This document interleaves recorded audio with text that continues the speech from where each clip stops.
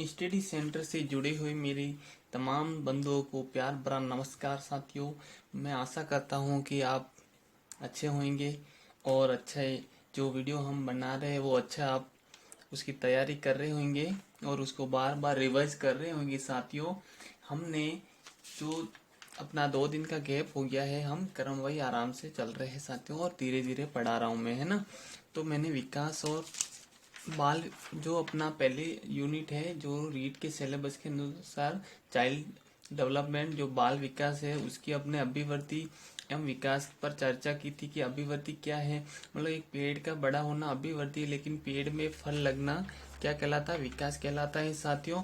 उस पर अपना चर्चा की थी और अलग अलग परिभाषा जो अलग अलग मनोवैज्ञानिकों ने दी थी वो मैंने आपके समक्ष साझा की थी साथियों।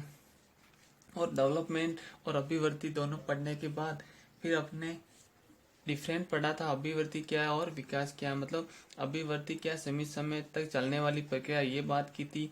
मतलब और अभिवृद्धि में अपन भविष्यवाणी नहीं कर सकते, मतलब भविष्यवाणी संभव नहीं है, लेकिन विकास में अपन भविष्यवाणी कह सकते हैं। ठीक है, बालक की लंबाई, आकार और पर्सनैलिटी देख के बालक क्या कर रहा है उसमें अपन विकास देखकर, डेवलपमेंट देखकर भविष्यवाणी कर सकते हैं साथियों। फिर निरंतर चलने वाली प्रक्रिया विकास होती है साथियों, ये हमने कहा था, इसमें अंतर पड़ा था। फिर विकास के प्रमुख परिवर्तन थे जो अपने चर्चा की थी साथियों। ठीक है, फिर विकास के प्रमुख आयाम पढ़े थे, उसमें उसका पहला ही अपने समाप्त किया था। आज अपने पढ़ने जा रहे हैं मानसिक विकास की प्रक्रिया।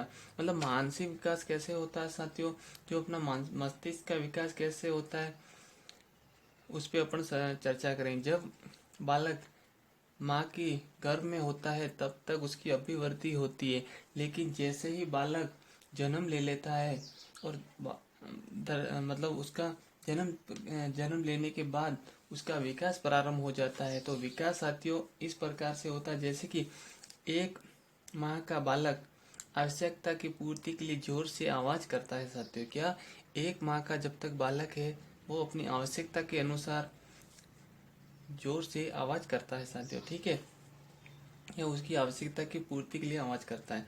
फिर 2 महीने का होगा बच्चा तो जैसे चमकीली उसके आसपास अगर वस्तु है उसकी तरफ अपना ध्यान आकर्षित करेगा, या कोई भी अगर उसकी ध्वनि आ रही है, कान में ध्वनि आ रही, हेयरिंग हो रहा है, तो वे उस तरफ ध्यान आकर्षित करेगा साथियों। ठीक है, फिर 3 वर्ष का जो अपना 3 माह का बालक होगा, 3 माह का बालक अपनी माँ को पहचानने लगता है साथियों। जैसे पहले वर्ष में वो बालक अपनी आवश्यकता की पूर्ति के लिए आवाज निकाल रहा है, दूसरे वर्ष में चमकीली वस्तु और ध्वनि की तरफ आकर्षित कर रहा है, दूसरे माह में ध्वनि की तरफ आकर्षित कर रहा है, और तीसरे माह में बालक अपनी माँ को पहचानने लगता है साथियों। क्या करने लगता है, माँ को पहचानने लगता है। फिर 4 माह का बालक अपने नाम को समझने लगता है। जब 4 माह का थोड़ा सा और बड़ा हुआ, 4 माह का हुआ, तो जैसे ही उसका नाम लेंगे, उसको जो उसका नाम लेते वो आकर्षित करेगा या अपनी आई कांटेक्ट करने लगेगा। ठीक है, फिर 6 माह का बालक अपने परिचितों को देखकर मुस्कुराएगा। अगर माँ को तो वो पहचान ही लिया है, कब पहचान, 3 माह में, लेकिन 6 माह का होते होते बालक अपने परिचितों को जो अपने परिवार में रह रहे हैं उनको देखकर मुस्कुराएगा साथियों। क्या करेगा, देखकर मुस्कुराएगा। ठीक है, और 8 माह का बालक अपनी पसंद की वस्तुओं को जन्म से उठाता है साथियों। क्या करता है, 8 माह का बालक अपनी पसंद की वस्तुओं को जन्म से उठाता है साथियों।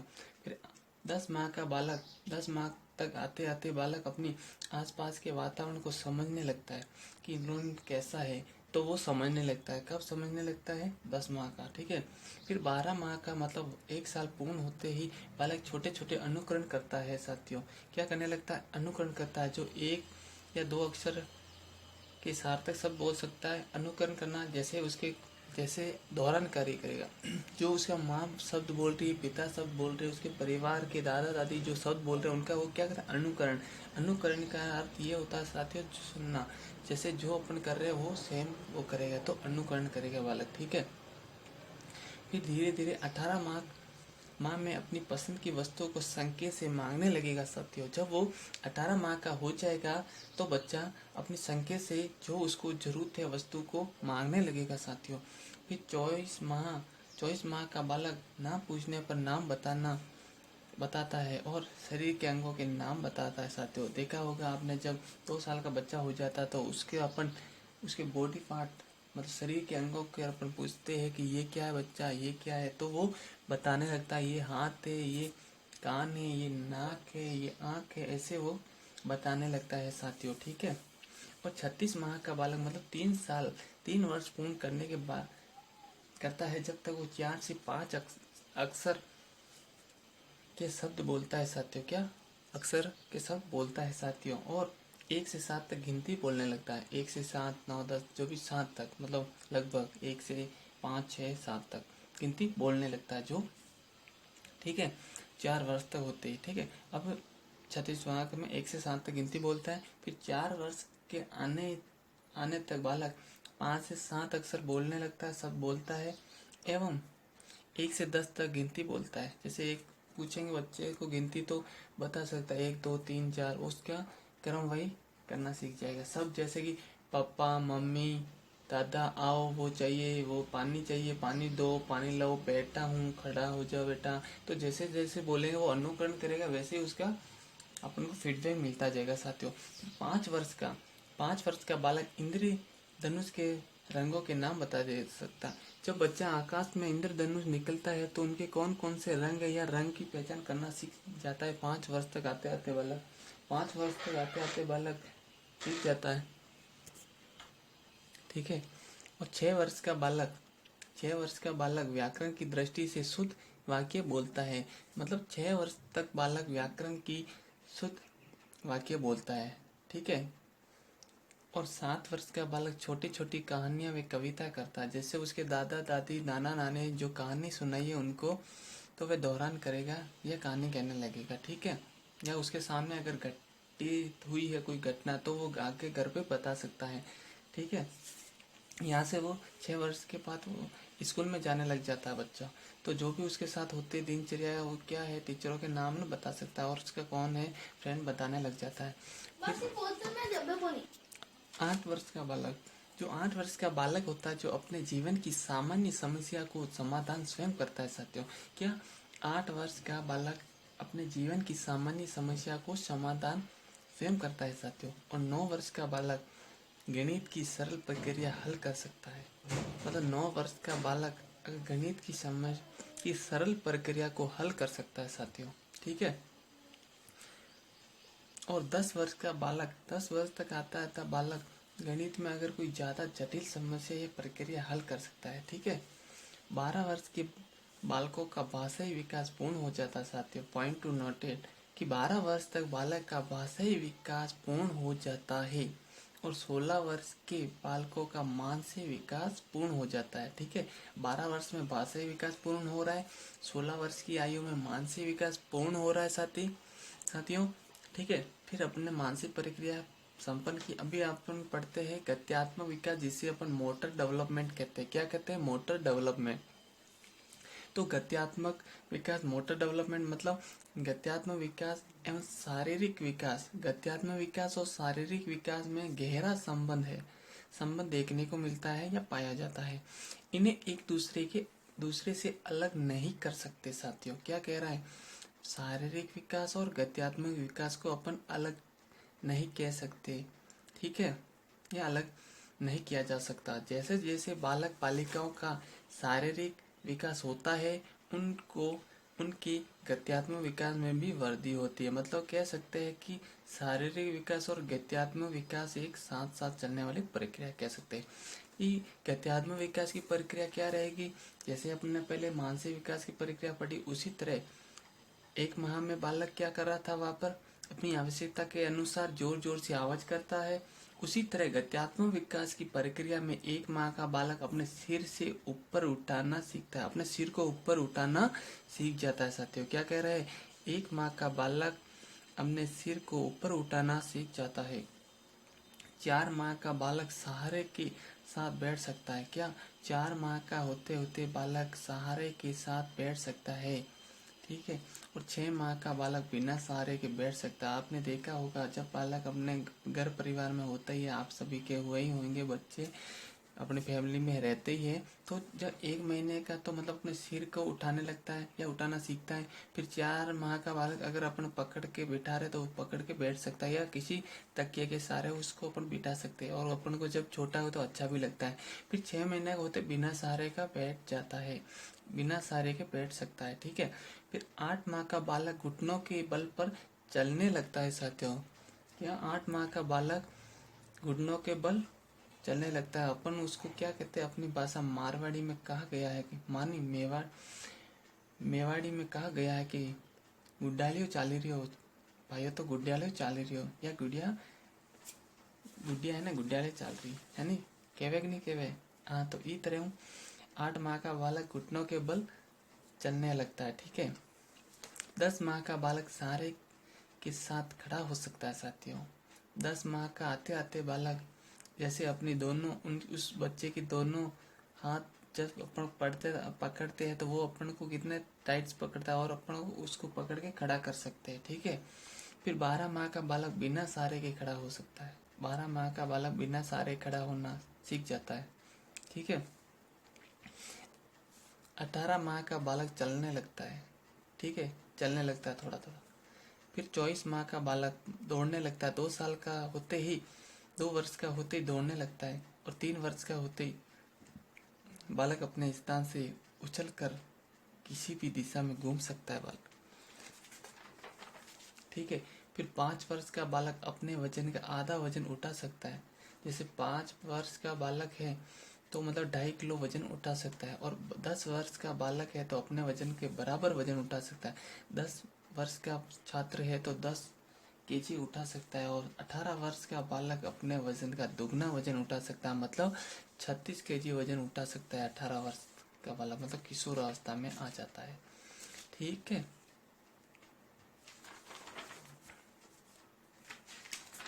फिर आगे अपन बात करते हैं शारीरिक विकास क्या है साथियों, कि शारीरिक विकास में जैसे कि अपन इसके पढ़ेंगे 3 भागों में बांटा है, शेष अवस्था, बाल्यावस्था, किशोर अवस्था। ये बहुत ही, और हर बार इनमें से प्रश्न आते ही आते हैं, तो ध्यान से पढ़िएगा, ठीक है।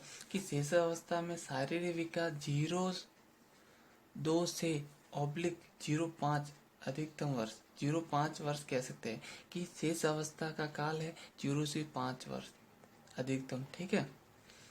तो नवजात शिशु की उम्र 0 से 30 दिन, नवजात शिशु होता है जिसे अपन नवजात कहते हैं, कि 0 से 30 दिन, जिसे अपन नवजात शिशु की उम्र क्या होगी 0 से 30 दिन। फिर नवजात की लंबाई क्या होगी 19 से 20 इंच, 19 से 20 इंच उस नवजात शिशु की लंबाई होगी। फिर 3 माह में लंबाई बढ़कर 21 इंच हो जाएगी, ठीक है। फिर 5 वर्ष में लंबाई 101 सेंटीमीटर हो जाएगी। जब 5 वर्ष का बालक होगा उसकी लंबाई अपन देखेंगे ना तो 101 सेंटीमीटर देखने को अपन को मिलेगी साथियों। फिर इसी क्रम में मैं बात करूँ तो नवजात का वजन क्या होगा, नवजात का वजन 3 kg होगा, ठीक है, जिसे अपन 7-8 पौंड कह सकते हैं, पौंड, ठीक है। 5 वर्ष के बालक का वजन 15 से 16 kg होता है। 5 वर्ष के बालक का वजन 15 से 16 kg होता है, ठीक है। फिर नवजात के मुंह में दांतों की संख्या 20 होती है, ठीक है, आंतरिक 20 आंतरिक होती है, ठीक है। नवजात के सिर का वजन 350 ग्राम होता है, नवजात के सिर का वजन 350 होता है, और नवजात की हड्डियों की संख्या 270 होती है। नवजात की हड्डियों की संख्या 270 बताई गई है। और नवजात की श्वसन क्रिया, बच्चा जब सोता है, जब श्वासन जो होता है उसका श्वसन, सांस लेना, जैसे कि 45 मिनट, ठीक है, 45 बार प्रति मिनट में लेता है। फिर नवजात शिशु की हृदय की धड़कन 140 प्रति मिनट, ठीक है, 140 बार धड़कती है प्रति मिनट में। फिर नवजात की मांसपेशियों का वजन, जो कुल वजन का 23% भाग है साथियों। मांसपेशियों का वजन मतलब जो नवजात शिशु होता है उसका मांसपेशियों का जो अपन अगर वजन, कुल वजन कहते हैं तो उस वो होगा 33%। कुल वजन कितना 33%। फिर बाल्य कुल अवस्था मतलब फिर बाल्य बाल्य अवस्था में शारीरिक विकास कैसे होता है? बाल्य अवस्था यानी 6 से 12 वर्ष को अपन बाल्य अवस्था कहते हैं। बाल्य अवस्था के प्रारंभ व अंत में वजन 15 से 28 केजी, मतलब 15 से 16, 27 से 28 केजी होता है। ठीक है। फिर बाल्य अवस्था के प्रारंभ व अंत में लंबाई, मतलब प्रारंभ में और अंत में, प्रारंभ में 108 सेंटीमीटर होगी और अंत में 136 सेंटीमीटर उसकी लंबाई होगी। तो बाल्य अवस्था के प्रारंभ में अंत में श्वसन की लंबाई की बाल्य अवस्था के प्रारंभ में 28, ठीक है, फिर घटेगी 18, फिर 20 अंत में। ठीक है। फिर बाल्य अवस्था के प्रारंभ में अंत में, प्रारंभ में 100 बार, फिर 85 बार धड़कन, हृदय की धड़कन धड़कती है। ठीक है। फिर बाल्य अवस्था में हड्डी की संख्या 350 होती है। कितनी होती है? 350। फिर अपन ने शिशु अवस्था, नवजात शिशु की हड्डियों की संख्या अपन ने कितनी पढ़ी थी? 270। और अपने बाल्य अवस्था में हड्डियों की संख्या 350 आ रही है। फिर बाल्य अवस्था की मांसपेशियों का वजन, आपको ज्ञात होगा कि बाल्य अवस्था की मांसपेशियों का वजन शरीर के कुल वजन का 33% भाग होता है।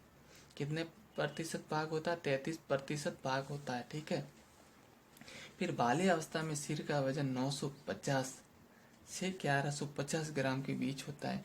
फिर बाल्य अवस्था में दांतों की संख्या 28 होती है। आप सभी को पता है अपने दांत 4 होते हैं, इंसाइजर, कैनाइन, मोलर और प्रीमोलर। ठीक है। इंसाइजर दांत हाथी में भी पाए जाते हैं, आपको पता हो तो, जो बाहर निकालते हैं। ठीक है। फिर किशोर अवस्था में शारीरिक विकास, अभी किशोर अवस्था में शारीरिक विकास कैसे होता है? 13 से 19 वर्ष के काल को 13 से 19 वर्ष के काल को अपन किशोर अवस्था में कह सकते हैं। किशोर अवस्था के प्रारंभ व अंत में शरीर की लंबाई 138 सेंटीमीटर से 165 सेंटीमीटर होती है। उसकी शरीर की लंबाई क्या होगी? प्रारंभ में 138 और अंत तक 165 सेंटीमीटर लंबाई होगी। ठीक है। फिर किशोर अवस्था के प्रारंभ में वजन 27 से 28 केजी, फिर अंत में 47 से 48 केजी होगा। और 206 किशोर अवस्था की हड्डियों की संख्या, किशोर अवस्था में आते ही बच्चे की हड्डियों की संख्या 206 होगी। कितनी होगी? 206 होगी। किशोर अवस्था में मांसपेशियों का वजन कुल वजन का 45% भाग है। क्या कह रहा? मांसपेशियों का वजन कुल वजन का 45% भाग होता है। किशोर अवस्था में सिर का वजन 1350 ग्राम का ग्राम होता है। ठीक है। फिर किशोर अवस्था में दांतों की संख्या 32 होती है साथियों। ठीक है। हृदय की धड़कन 72 बार प्रति मिनट में धड़कती है किशोर अवस्था में। और श्वसन 14 से 16 बार प्रति मिनट में। एक व्यक्ति, सामान्य व्यक्ति 14 से 16 बार 1 मिनट में श्वसन हो क्रिया होती है। ठीक है।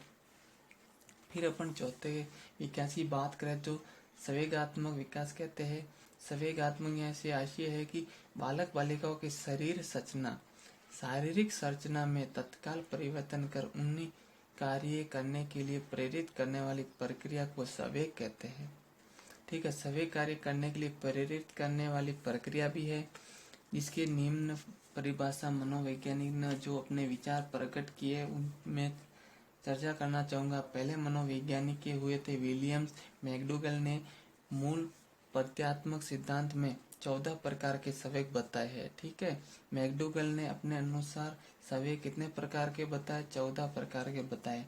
फिर वाटसन नामक मनोवैज्ञानिक हुए, उन्होंने भय, क्रोध, प्रेम 3 संवेग बताए। भय, क्रोध, संवेग। भय किसी से डर, क्रोध किसी से ईर्ष्या करना, गुस्सा आना, फिर प्रेम किसी से प्यार मोहब्बत। हमें अपनी लाइफ में हमें प्यार करना कहाँ से प्रारंभ करता है? अपनी माँ से कहते हैं। अपनी माँ का जो प्रेम होता है वो दुनिया में किसी से अपन तुलना नहीं कर सकते। ठीक है। और ब्रिज नामक मनोवैज्ञानिक ने नवजात शिशु में उत्तेजना संवेग बताया है। क्या बताया साथियों?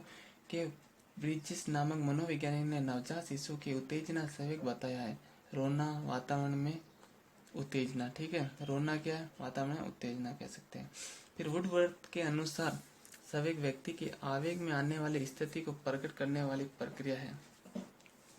फिर वैलेंटाइन हुए, जब व्यक्ति में रागात्मक तत्वों की मात्रा बढ़ जाती है तो संवेग उत्पन्न होता है। कैसे? खुशी, ज़्यादा खुशी होना, फिर भय होना कि ये करूँ कि ये डर लगना, क्या करूँ, ये करूँ वो करूँ, तब अपनों रागात्मक तत्वों की मात्रा बढ़ जाती है। फिर एक मनोवैज्ञानिक हुए थे जर्सिल्ड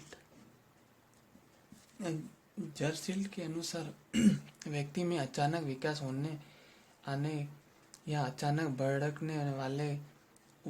उठने की स्थिति को संवेग कहा जाता है। संवेग यानी इमोशनल कह सकते हैं। व्यक्ति में अचानक विकार आने या अचानक भड़क उठने की स्थिति को संवेग कहते हैं। जिस व्यक्ति ने अपने इमोशनल अपने संवेगों पर कंट्रोल पा लिया, वो आदमी किसी भी कोई भी उपलब्धि प्राप्त कर सकता है। तो हमेशा अपने संवेगों को कंट्रोल रहना चाहिए, ठीक है।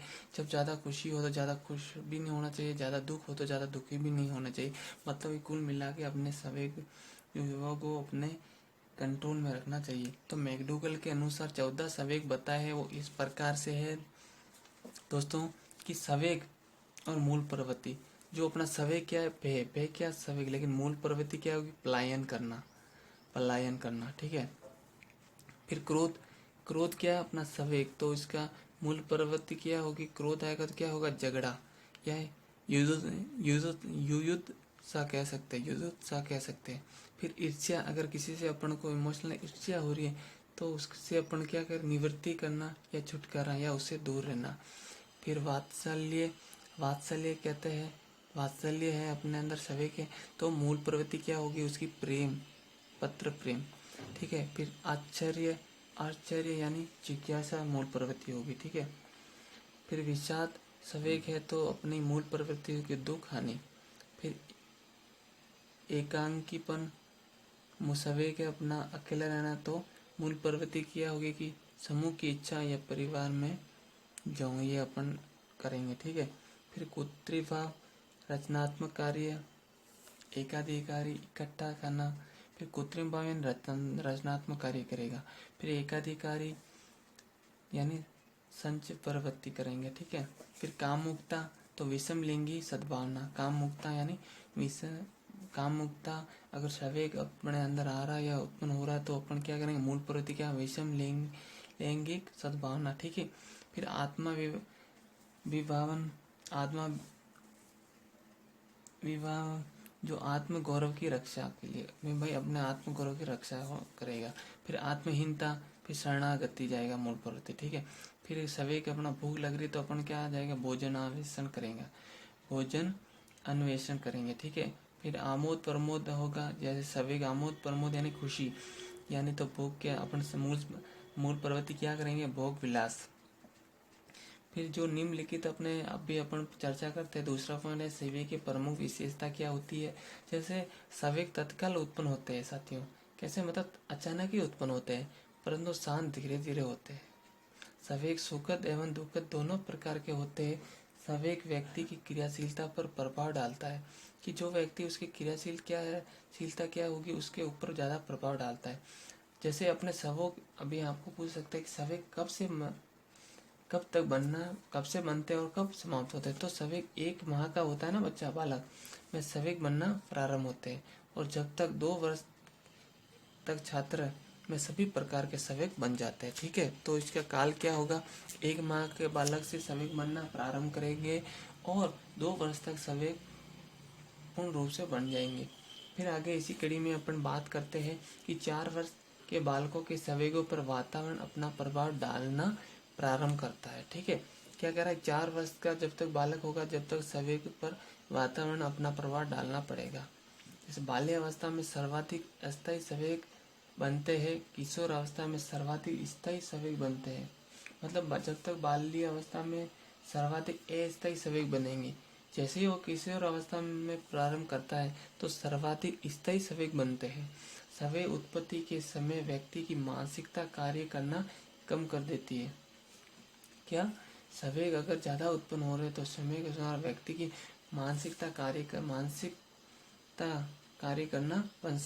कम कर देगी, ठीक है। तो संवेग के रचनात्मक एवं विनाशात्मक परिणाम होते हैं, कि संवेग जो होते हैं अपने रचनात्मक भी होंगे और विनाशात्मक परिणाम भी हो सकता है। तो अभी अपन ने पढ़े थे साथियों कि संवेगात्मक विकास पढ़ा आपने, फिर अपन ने पढ़ा शारीरिक विकास पढ़ा, ठीक है। फिर अपन ने गत्यात्मक पढ़ा, फिर मानसिक प्रक्रिया का ये अपन ने आज यहाँ पे पढ़ा। कल अपन अगर जैसे ही फीडबैक मिलता जाए और आप समझते जाओ, और कल अपन और सामाजिक विकास प्रारंभ करेंगे। धन्यवाद, जुड़े रहे। और जो ये क्लास है यूट्यूब पे देख रहे हैं वो लाइक और शेयर जरूर करें, कमेंट जरूर करें साथियों। और आप सभी को पता है आज मेरा बर्थडे है, जन्मदिन है, और मैं यही दुआ करता हूँ भगवान से आप भी खुश रहे, हंसते रहे और हंसाते रहे, ठीक है। मैं मेरे जन्मदिन पर मैं माता पिता को धन्यवाद देना चाहूँगा कि मुझे इतनी अच्छी दुनिया दिखाई और मुझे इस काबिल बनाया कि मैं विशेष शिक्षक के रूप में ऑल स्पेशल बच्चों के काम आ रहा हूँ। जितना मेरे से हो रहा है मैं मेरी सेवा दे रहा हूँ और तत्पर रहूँगा। आपके लिए मैं हर वक्त तैयार हूँ। धन्यवाद।